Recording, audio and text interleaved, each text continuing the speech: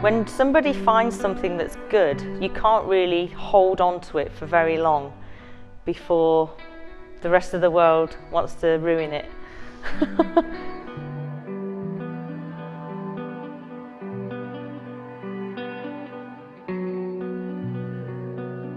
I'm Sue Webster, and this is my studio that I share with Tim Noble in London. Tim Noble. We moved to this area of Shoreditch.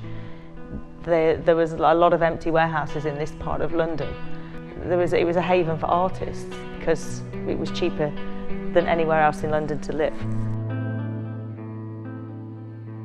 And so art collectors, etc., thought it was like quite cool to come into this dangerous part of London and visit an artist studio and discover them, kind of thing.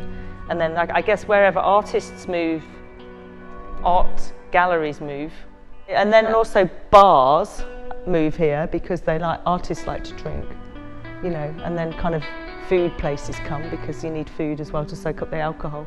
And then before you know it, we're living in this metropolis that we've created, the victim of our own success, I suppose.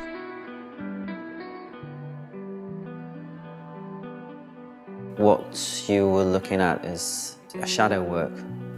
It's very much a kind of hands-on process of just taking a screwdriver and screws and splinters of wood and fragmenting them and sort of building something up, which kind of has this kind of mass, but with the light, it's blocking off light, it's creating kind of a very detailed shadow.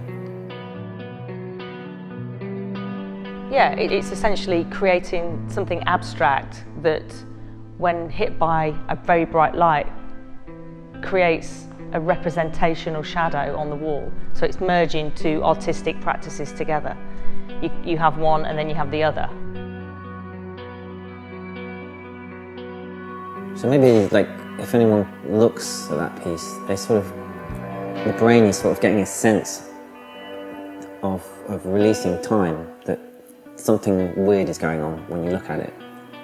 It's not manufactured, is it? It's very it's releasing some kind of message in terms of there is kind of labour-intensive thing going on and there's mistakes unfolding.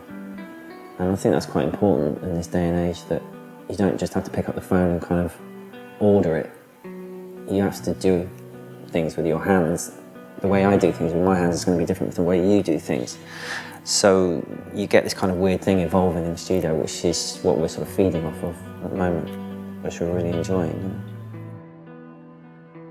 And you don't set out with an end result in your mind. It's a process that just unravels itself as you're making.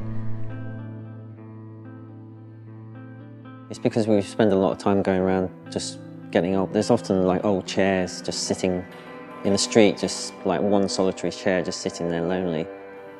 And we've been collecting those obviously to make materials out of. And during Christmas, of course, everyone throws out their Christmas trees after Christmas. So there was a lot of very sad looking Christmas trees lying around the streets as well. And I think we brought one back, and that's how that kind of started. It looks like a very sad tree that at the end of Christmas has been thrown out. It's dried completely out and the needles fall off all over the floor. It's like being raked or something. So from one angle, one viewpoint, this looks like a very sad Christmas tree, but if you look at it from a different angle, it sends a very different message. It's almost metamorphosized itself into something quite fascistic. It's done it to itself, The evil has come out. Yeah.